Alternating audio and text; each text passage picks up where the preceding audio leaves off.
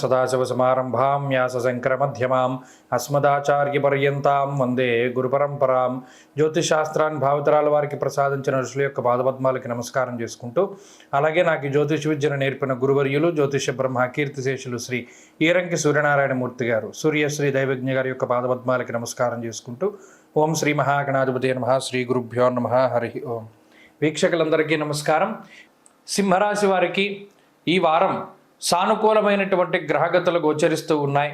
షష్ఠ స్థానముందు ఉన్నటువంటి రవి బుధులు, అలాగే ఈ రాశి వారికి కుజుని యొక్క బలము, ఈ వారంలో ఉండేటువంటి చంద్రబలము, అష్టమంలో ఉండేటువంటి శుక్రుడు వెరసి దాదాపుగా ఈ రాశి వారికి 5 గ్రహాల తాలూకు శుభ ఫలితాలు ఉన్నాయి.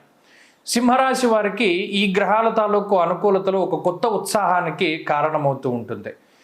ప్రత్యేకించి చుట్టూ ఎంతమందికి అనారోగ్య సమస్యలున్నా మీ వరకు వచ్చేటప్పటికి కొంత ఈ అనారోగ్య సమస్యల తాకిడి తక్కువగా ఉంటుంది.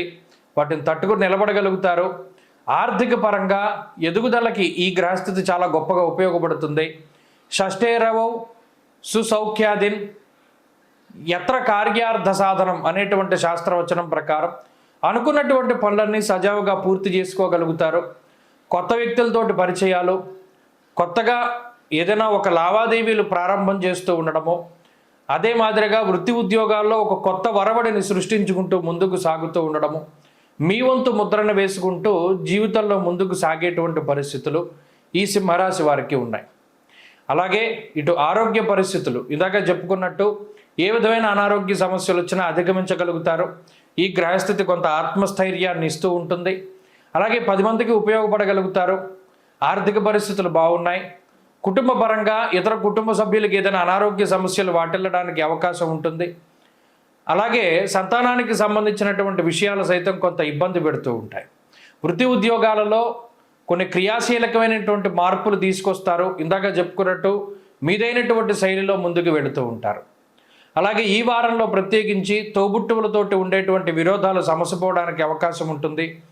అలాగే ఉద్యోగ వ్యాపారాలలో ఎదుగుదలకి ఏదైనా ప్రమోషన్లకి కానీ లేదా ఏదైనా పదవోన్నతి పొంది ట్రాన్స్ఫర్లకి ఇటువంటి వాటికి కూడా ఈ గ్రహస్థితి ఉపయోగపడుతుంది. అలాగే విదేశాల్లో ఉండేటువంటి వారికి ఈ గ్రహస్థితి చాలా చక్కగా ఉపయోగపడుతుంది. మరీ ముఖ్యంగా చదువరులకి ఈ గ్రహస్థితి చాలా బాగుంటుంది. మొత్తం మీద సింహరాశి వారికి ఎన్ని ప్రతికూల పరిస్థితులు ఉన్నప్పటికీ వాటిని దాటి ముందుకు వెళ్ళడానికి ఈ గ్రహస్థితి చాలా గొప్పగా ఉపయోగపడుతుంది. ఈ వారంలో మరింత అనుకూలమైనటువంటి ఫలితాలని సాధించడానికై అమ్మవారి యొక్క ఆరాధన ఎక్కువగా చేస్తూ ఉండడం చెప్పదగినటువంటి సూచన. ఈ వారంలో కలిసి వచ్చేటువంటి రోజు శుక్రవారంగా చెప్పవచ్చును. అదృష్ట సంఖ్య 8, అదృష్ట వర్ణము తెలుపు. తదుపరి కన్యారాశి.